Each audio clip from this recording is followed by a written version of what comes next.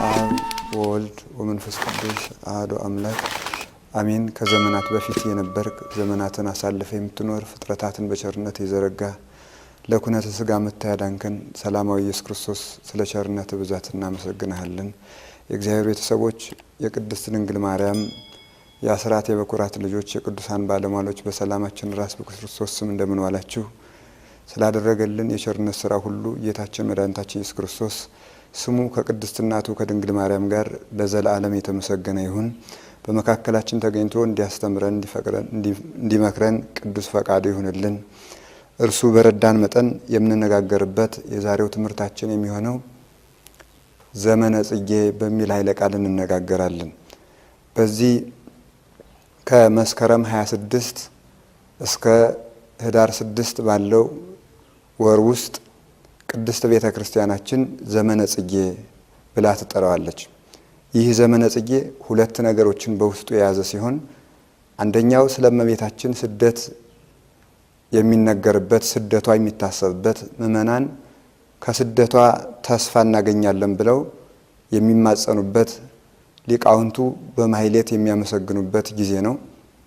እመቤታችን ሁልጊዜም ከምእመናን ልቦና የማትጠፋና ሁልጊዜም የሚያመሰግኗት ቢሆንም በዚህ ዘመን ደግሞ ልዩ መታሰቢያ ተሰጥቷት ትታሰባለች። ሁለተኛው እመቤታችን በጽጌ ጽጌ የሚለው የአበባ ዘመን ማለት ነው። ከዚያ ዘመን ጋር እመቤታችን ስለምትመሳሰል ብዙ ምሳሌዎች ስላሏት ያን ዘመን የጽጌ ለእመቤታችን ተሰጥቶ ይታሰባል ማለት ነው። የመጀመሪያውን ስናይ ዘመነ ጽጌ ማለት እንደተነጋገርነው የአበባ ዘመን ማለት ነው። ይህ ዘመነ ጽጌ በእመቤታችን ይመሰላል። ጽጌ የሚመጣው የክረምት ዘመን ካለፈ በኋላ ነው።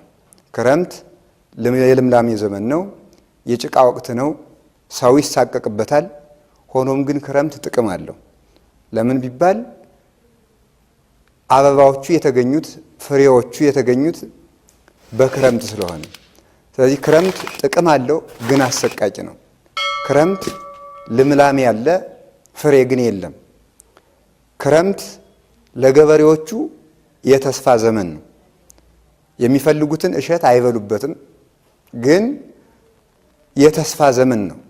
በዚህ ዘመን ይደርስልናል ብለው ቅጠሉን እያዩ በተስፋ ብቻ የሚጠግቡበት ጊዜ ነው።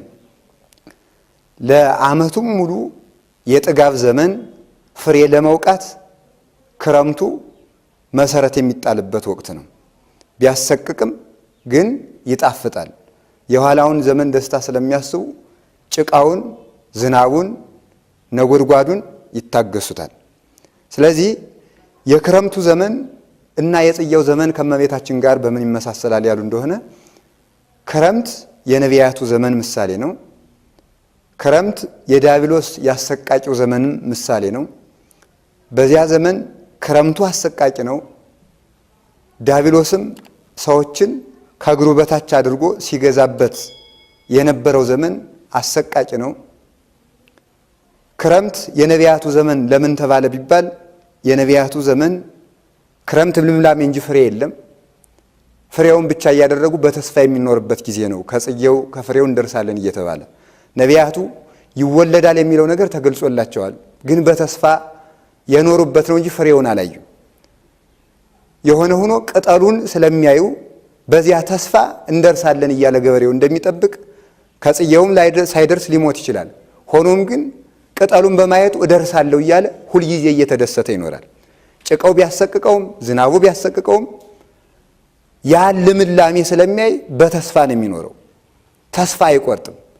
ነቢያቱም በመጋዝ ቢሰነጠቁም ወደ ገደል ቢጣሉም ቢሳደዱም ቢሰቃዩም ግን እመቤታችንን በትንቢት ልምላሜ ያያዋት ስለነበረ ተስፋ አይቆርጡም ነበረ እና ያ ክረምት የነቢያቱ ዘመን ምሳሌ ነው።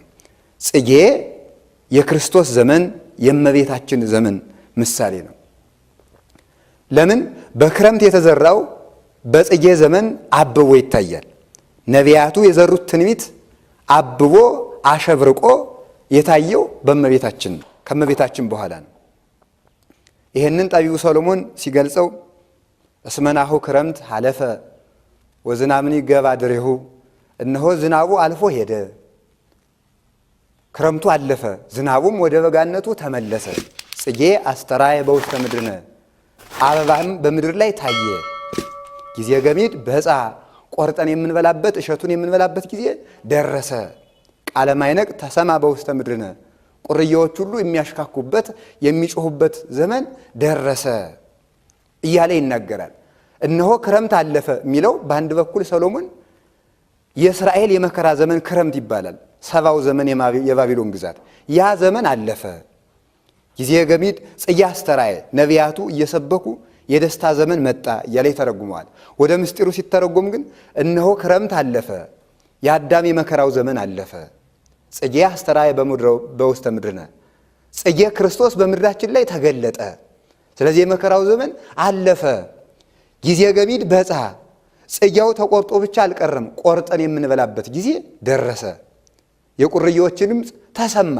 የነ ዮሐንስ መጥምቅ ስብከት መንግሥተ ሰማያት ቀርባለችና ንስሐ ግቡ እያሉ የእነሱ ስብከት ተሰማ፣ የሐዋርያቱ ስብከት ተሰማ እያለ በመኃልየ ዘሰሎሞን ምዕራፍ 2 ቁጥር 14 ላይ ገልጾታል። ስለዚህ ክረምት አለፈ የሚለው የመከራውን ዘመን ነው። እመቤታችን በጽጌ የተመሰለችበት ምክንያት ምንድን ነው ሲባል ጽጌ አበባ ማለት ነው። እነዚህ አበቦች አይፈትሉም፣ አይደክሙም ጌታችን በማቴዎስ ወንጌል እንደተናገረው። ነገር ግን ከራሳቸው የፈነደቀው አበባ ለነሱ ልብስ ይሆናቸዋል። መልሶ ያኑ ልብስ አድርገው ይኖራሉ። እመቤታችን በዚህ ዓለም ለጆሮቿ ጌጥ፣ ለዓይኖቿ ኩል፣ ለእጆቿ አምባር፣ ለእግሮቿ ጫማ በማድረግ ልብስን በመቃየር አልደከመችም። የእመቤታችን ልብሷ ምንድን ነው ቢባል ራሱ ኢየሱስ ክርስቶስ ነው። አበቦቹ ከራሳቸው ያወጡትን አበባ ልብስ አድርገውት ያጌጥ ሆኗቸው እንደሚኖር ለእመቤታችን ጌጧ ልጇ ነው። ለዚህ ነው ቅዱስ ዮሐንስ በራእይ መጽሐፉ ምዕራፍ 12 ላይ እነሆ በሰማይ ታላቅ ምልክት ታየ፣ ፀሐይን የለበሰች ሴትም አየሁ፣ እግሮቿም ስር ጨረቃ ነበር፣ ጨረቃን ተጫምታ ነበር፣ በራሶቿም ላይ 12 አክሊላት ነበሯት ይላል። ይሄ የሚያመለክተው ፀሐይን ለበሰች የተባለው ፀሐይ ክርስቶስ ነው። እንዲያውም የዚች ዓለም ፀሐይ ጠዋት ነበረች፣ ማታ ግን ትጠፋለች። ኢየሱስ ክርስቶስ ግን ፀሐይ ዘኢየዐርብ የማይገባ ፀሐይ ነው። ይችኛይቱን ፀሐይ ቢለብሷት ቀን ብቻ ነው፣ ሌሊት ግን ሊለብሷት አይቻልም። ኢየሱስ ክርስቶስ ግን በሌትም በቀንም የሚያበራውን ሁልጊዜ የማይለይ ብርሃንን ለብሳ ትኖራለች እመቤታችን። የዚችን ዓለም ፀሐይ በሽተኞች ሊሞቋት አይችሉም። ህዳሪ መውጣት የማይችሉት ወደ ውጭ መውጣት የማይችሉት ሊሞቋት አይቻላቸውም። ለምን? መውጣት ስለማይችሉ። ክርስቶስ ግን ድውያን በቤታቸው ሆነው እስረኞች በታሰሩበት የሚሞቁት ፀሐይ ነው። ስለዚህ ይሄን ፀሐይ የለበሰችው ሴት እመቤታችን ናት። ማርያም እሰ ርህቅት ይእቲ እንኩሉ ሰርጎ ዓለም ወበይንተዝ አሰርገዋ በኩሉ ሰርጎ መንፈሳዊ ይላሉ ኢትዮጵያውያን ሊቃውንት። ማለት ምን ማለት ነው? እመቤታችን ከዚህ ዓለም ጌጥ የራቀች ነበረች።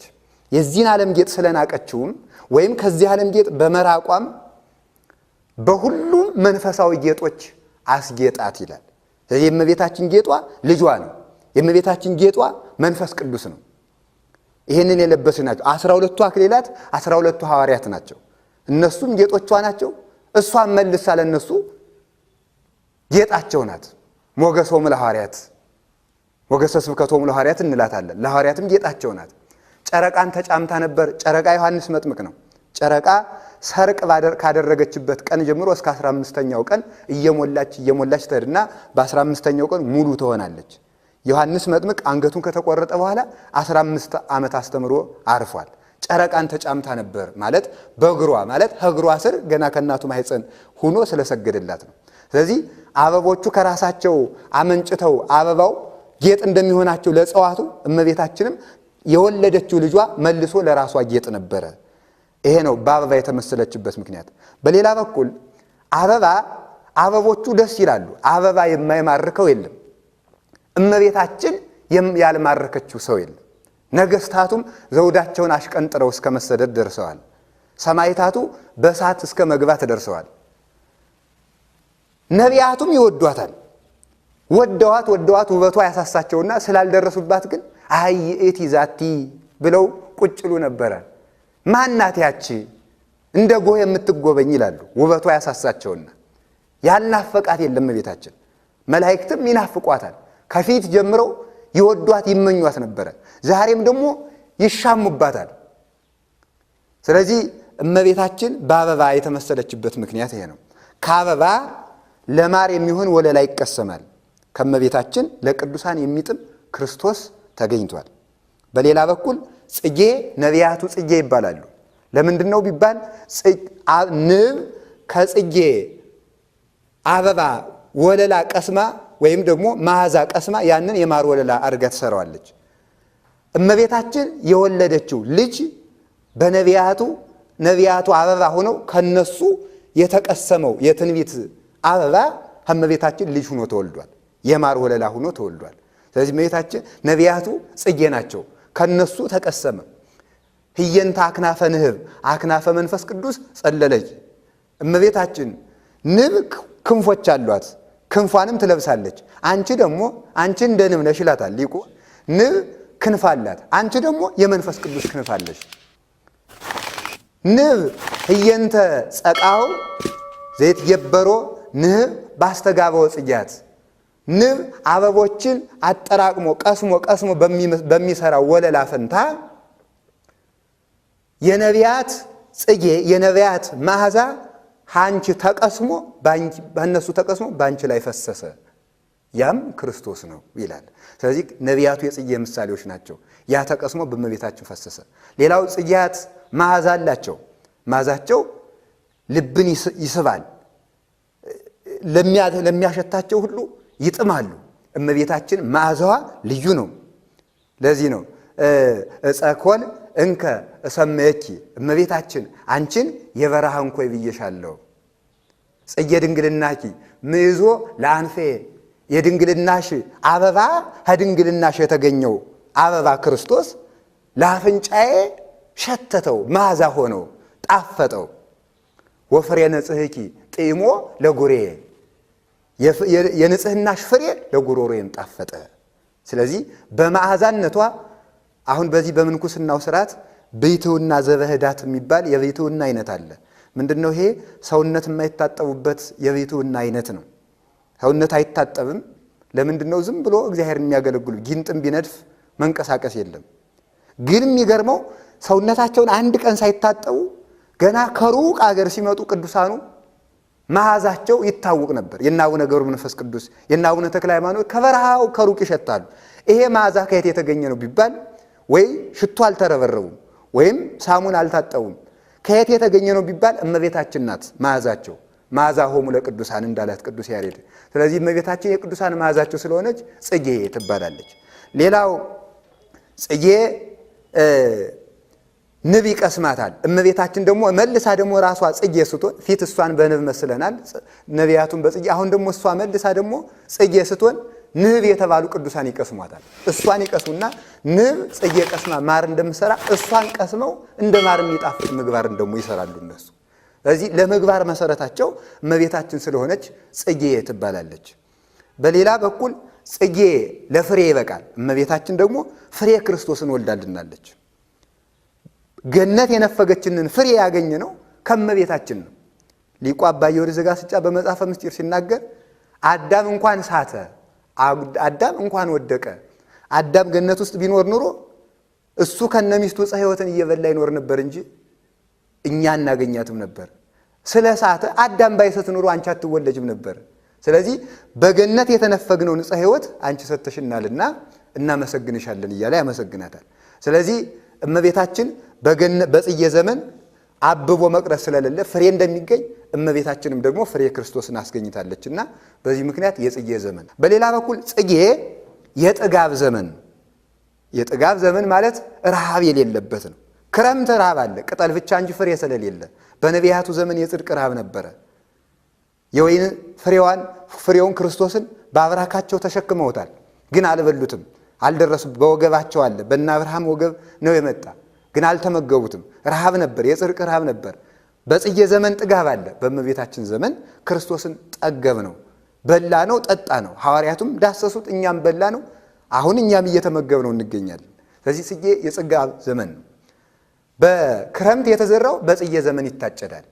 ነቢያት የዘሩትን ትንቢት በእመቤታችን ጊዜ አጭድ ነው። ጌታችን ለዚህ ነው ሌሎች ዘሩ እናንተን ግን እንድታጭዱ እልካችኋለሁ ብሎ ዮሐንስ 4 ላይ ተናገረው። ስለዚህ በጽጌ ዘመን የተመሰለችበት ምክንያት ይሄ ነው። እንግዲህ ከዚህ ጋር ተያይዞ በዚሁ ዘመን ጽጌ መባሏ ብቻ ሳይሆን እመቤታችን ወደ ግብጽ መሰደዷም የሚታሰብበት ጊዜ ነው። ወደ ግብጽ መሰደዷ ስለምንድን ነው ቢባል ስለ ብዙ ምክንያቶች ነው። መጀመሪያ ወደ ግብጽ ለምን ተሰደደች ከሚባለው አስቀድሞ እመቤታችን ለምን ተሰደደች የሚለው መነጋገር አለብን። ለምንድን ነው የተሰደደችው እመቤታችን ቢባል የመጀመሪያው ኢየሱስ ክርስቶስ የአዳምን ስደት በስደቱ ለመመለስ ተሰደደ። ቁስሉን በመቁሰል መልሶለታል። ሞቱን በመሞት፣ ረሃቡን በመራብ፣ ስድቡን በመሰደብ፣ መናቁን በመናቅ፣ ሁሉን ነገር መታሰሩን በመታሰር ሁሉን ነገር በማድረግ መልሶለታል። ያን ስደቱን በስደት ለመመለስ አዳም ከሚወዳት ገነት እንደተሰደደ በገነት ከምትመሰል ወይም የቅዱሳን ማህበር ከሚሰበሰቡባት ከቤተልሔም ክርስቶስ ተሰደደ። ስደቱን በስደት ለመመለስ ነው። በሌላ በኩል ደግሞ እናንተም ብትሰደዱ ጭንቅ ነውን? እኔ እንኳን ውቅያኖሶችን በፍኛ የምሰፍር ቀላያትን ትክብ የሚመለከት ከጽርሐ አርያም በላይ የመጠቁ ከበርባሮስ በታች የጠለቅኩ በውቅያኖሶች እንኳን ሰፍቼ ያለው እኔ እንኳን ስትሰደድ እናንተስ ብትሰደዱ ጭንቅ ነውን? ለእናንተም ዋጋ የምከፍል አምላክ ነኝ ለማለት ክርስቶስ ተሰደደ። አንተ ውእቱ ምርጉዘ ጻድቃን ተስፋሆሙ ለስዱዳን ይላል በመጽሐፈ ኪዳን ቅዳሴ። አንተ የጻድቃን ምርኩዛቸው የስደተኞች ተስፋቸው ይላል። ስለዚህ ኢየሱስ ክርስቶስ የተሰደደ ለእናንተም ብትሰደዱ ተስፋ ሆናችኋለሁ ለማለት ነው። በሌላ በኩል እመቤታችን የተሰደደችበት ምክንያት የእመቤታችን ስደት ለቅዱሳን ተስፋ ስለሆነ ነው። እነዚያ የተሰቃዩ የአካል ክፍሎቿ ለቅዱሳን ተስፋ ናቸው፣ ለምእመናን ተስፋ ናቸው። ይህን ይታወቅ ዘንድ ትምክቶሙ ለሌተጉ ባናቅጽያ መዓልተ ወሌሊተ ይላል አባ ሕርያቆስ። ሌሊት ተቀን በበሮቿ ለሚተጉ መመኪያ ናቸው፣ መመኪያቸው ናት ይላል። ለምንድን ነው በሮቿ የተባሉት? ምንድን ናቸው? እጆቿ እግሮቿ ናቸው። እጆቿ ያነቡ አይኖቿ ለምእመናን ተስፋ ናቸው። ስላለቀሱ አይኖቿ ብለው ምእመናን ተስፋ ስለሚጽናኑበት፣ ስለዚህ እነዚያ ያለቀሱ አይኖች ለምእመናን ተስፋ ስለሆኑ በዚያ ምክንያት ተሰዳለች። እግሮቿ በኋላ በዕለተ ዓርብ ልጇን በችንካር ያስቸነከረ ሰይጣን አስቀድሞ እመቤታችንን በሾህ አቃቅማ እግሯን ወግቷል። ያ የተወጋው እግሯ ለምእመናን ተስፋ ነው። ያለቀሱ የተንሰቀሰቁ አፎቿ፣ እነዚያ እንደ ጽጌረዳ የሚያበሩ ከናፍሮቿ ጠውልገው ሲታዩ እነዚያ ተስፋ ናቸው። ሊቁ አባ ጊዮርጊስ በመጽሐፈ ሰዓታቱ ላይ ሲናገር ምን ይላል መሰላችሁ?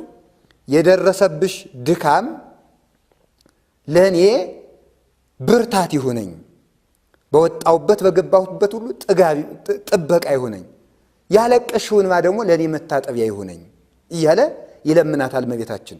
ኩሎሙ በተባለው ከሰዓታት ክፍል ላይ የቁስቋም ኩሎሙ ላይ እናገኘዋለን። ስለዚህ እመቤታችን የተሰቃየችው ስቃይ ለምእመናን ተስፋ ነው። ዛሬም እንኳን ስንለምነው ልጇን አንተን ስላዘለ ጀርባዋ፣ ስለታቀፉ ክንዶቿ፣ ስላነቡ አይኖቿ፣ ስለተወጉ እግሮቿ እያልን እንማጸናለን። በዚህ ምክንያት እመቤታችን ተሰዳለች። በሌላ በኩል ኢየሱስ ክርስቶስ የተሰደደበት ምክንያት ተስፋና ትሕትናውን ለማስተማር ነው። እንዘ ኪሩቤል አፍራሲሁ ወሱራፌል ላይካኒሁ ወክነፈ ነፋስ ሰረገላሁ እምናዝሬት ነገደ አምላክነ በገሪሁ ይላሉ ሊቃውንት። ኪሩቤል ፈረሶቹ ሲሆኑ፣ ሱራፌል ደግሞ ተላላኪዎቹ ሲሆኑ፣ የነፋስ ክንፍ ደግሞ ሰረገላው መመላለሻው ሲሆን እምናዝሬት ነገደ አምላክነ በእገሪሁ አምላካችን ከናዝሬት ተነስቶ ተሰደደ። እንዴት ያልትሕትና ነው! ይሄ ነው ቅዱሳኑን እያሰከረ ወደ ሰይፍ ወደ እሳቱ የሰደዳቸው። ይሄ ፍቅሩ ነው። ይህንን ለመግለጽ ኢየሱስ ክርስቶስ ተሰደደ። ከዚህ በተጨማሪ መድኃኔዓለም ኢየሱስ ክርስቶስ ወደ ግብፅ ለምን ተሰደደ ብንል አስቀድሞ ነቢዩ ኢሳይያስ ተናግሮ ነበረ። ወናሁ ይወርድ እግዚአብሔር ውስተ ምድረ ግብፅ ተጽዕኖ ዲበ ደመና ቀሊል ብሎ ተናግሯል።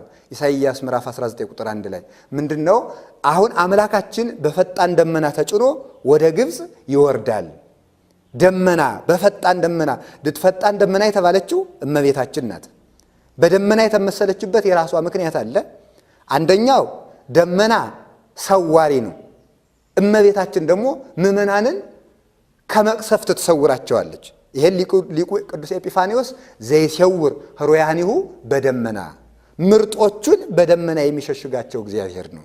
ምርጦቹን በደመና ይሸሽጋል ማለት የተመረጡትን ቅዱሳን ከመከራ ሥጋ ከመከራ ነፍስ በእመቤታችን ይሸፍናቸዋል፣ በእሷ ይጋርዳቸዋል፣ በክንፈ ረድኤቷ ትጋርዳቸዋለች። በደመና የተመሰለችበት ምክንያት ይሄ ነው። በሌላ በኩል ደመና ከደመና መብረቅ ይገኛል። እመቤታችን ደግሞ መብረቅ ክርስቶስን ወልዳለች። መብረቅ ደግሞ ስነ ጸዳልን ይወልዳል። ወመብረቅኒ ይወልድ መብረቀ ወመብረቅኒ መብረቀ ይወልድ ይላል ሄኖክ። መብረቅ ደግሞ መብረቅን ይወልዳል። ደግሞ መብረቅ ክርስቶስ መብረቅ ነቢያትን፣ ሐዋርያትን፣ ሊቃውንትን ስለወለደ ነው። ስለዚህ መብረቅ ብልጭ ሲል ያስፈራል። ክርስቶስም ሲያስተምር አጋንንት ይፈራሉ። ሊቃውንቱም ሲያስተምሩ እንደዚህ ነው። በሌላ በኩል ከደመና የሰወረው ነገር አይታወቅም። እመቤታችን የደረሰችበት ምስጢር አይታወቅም። ለዚህ ነው ሰሎሞን ሆረታቲሃ በምስጢር አካሄዷ ሁሉ ምስጢር ነው፣ በምስጢር ነው፣ እሷ ለደረሰችበት ምስጢር የደረሰ የለም ብሎ ተናግሯል። ደመና ለተጠሙት ውሃን ይሰጣል፣ በጎ ውሃን። እመቤታችን ደግሞ ለተጠሙት ነፍሳት ዝናበ ሕይወት ማየ ሕይወት ክርስቶስን ስለወለደች የደመና አይነቶች ሁለት ናቸው፣ ደረቅ ደመና፣ እርጥብ ደመና። በደረቁ ደመናም ትመሰላለች እመቤታችን። ከደረቁ ደመና ዝናብ የለም፣ እመቤታችን ዘራ ወራዙት አልወደቀባትም። እርጥብ ደመና ዝናብ አለው። እንደገና ደግሞ እመቤታችን ማየ ሕይወት ክርስቶስን ይዘልናለች። ስለዚህ በዚህ ትመሰላለች። በደመና ተጭኖ ማለት በእመቤታችን ጀርባ ታዝሎ ወደ ግብፅ በረሃ ሄደ። ያሰደዳትም ሄሮድስ ነው። እንደሚታወቀው አይቴ ሃሎ ንጉሠ እስራኤል ዘተወልደ ከመናሃብ ሎቱ አመሃ ወሰጊደ እንዘይብሉ ሰባ ሰገል ሰሚኦ ገሃደ ሄሮድስ አሚሃ በቅናተ እሳት ነደ ይላል። የተወለደው የአይሁድ ንጉሥ ወዴት ነው? አባ ጽጌ ድንግል ነው እንደዚህ የሚለው በሰቆቃወ ድንግል መጽሐፉ። የተወለደው የአይሁድ ንጉሥ ወዴት ነው እያሉ ሰባ ሰገል ሲጠይቁ ሰምቶ እጅ መንሻ እንድንሰጠው ሲል ሰምቶ የዚያን ጊዜ ሄሮድስ አሚያ የዚያን ጊዜ ሄሮድስ ልቡ በቅናት ነደደ። ያን ጊዜ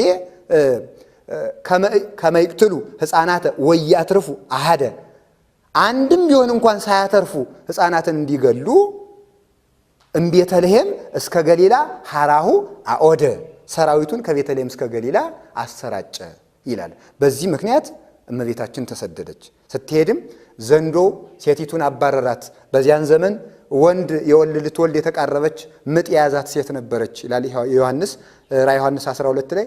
ሴት የሚላት እመቤታችን ናት። ወንድ ልጅ የወለደች የሚለው ልጇን ነው። ምጥ የሚለው እመቤታችን ምጥ ይዛ አይደለም የወለደችው፣ ስቃይዋን ነው። ሐሳቧን ምጥ ይለዋል። የተጨነቀችውን ጭንቀት ነው ምጥ የሚለው። አሕዛብን ሁሉ በብረት በትር እየቀጠቀጠ የሚገዛ ይለዋል። የብረት በትር የተባለ የግዛቱ ጽናት ነው።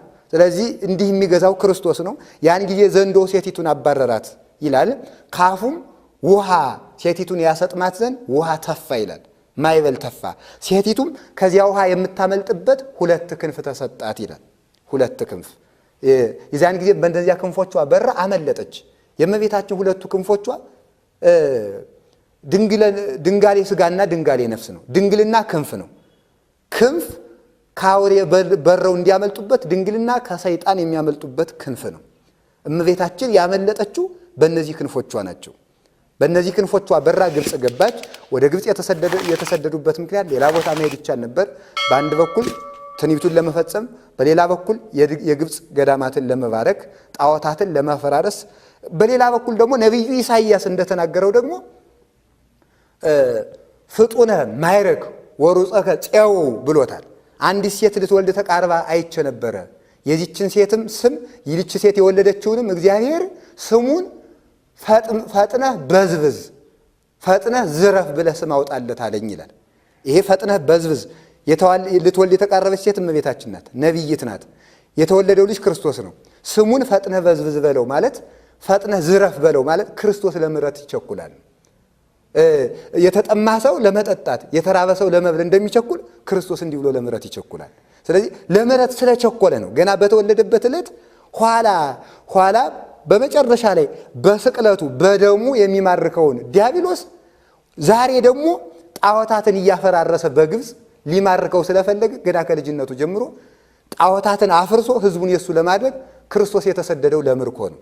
ዘመቻ ነው እንጂ የክርስቶስ ስደት አይደለም። ያንን በሰይጣን ላይ ነው የዘመተበት። ኢትዮጵያውያን ገዳማትንም ለመባረክ በዚህ ምክንያት ተሰዷል ማለት ነው እና ስደታችን ሊመልስ ስለሆነ በዚህ ምክንያት ተሰዷል ማለት ነው። ስለዚህ ዘመነ ጽጌ የእመቤታችን ስደት እመቤታችን በአበባ በፍሬ የምትመሰልበት ልጇን በፍሬ የምንመስልበት ጊዜ ነው። እንግዲህ እሷ አበባ ኋላም ደግሞ ፍሬ እንዳፈራች ምእመናንም አበባ አብበው የሃይማኖት ፍሬ ያፈራሉ ማለት ነውና ክርስቶስ በዚች ምድር መጥቶልናል። ጽጌው ተገልጿል። እመቤታችን ተገልጻልናለች። ጊዜ በገሚድ በጽሐ ከምእመናን የሚጠበቀው ቆርጠን የምንበላበት ጊዜ ደረሰ እንዳለ አሁን ቆርጠን የምንበላበት ጊዜ ነው ማለት ነው። ከእመቤታችን ረድኤት በረከት ያሳትፈን። ስደቷ ጽናት ይሁነን። ጣዕሟን ፍቅሯን ታሳድርብን።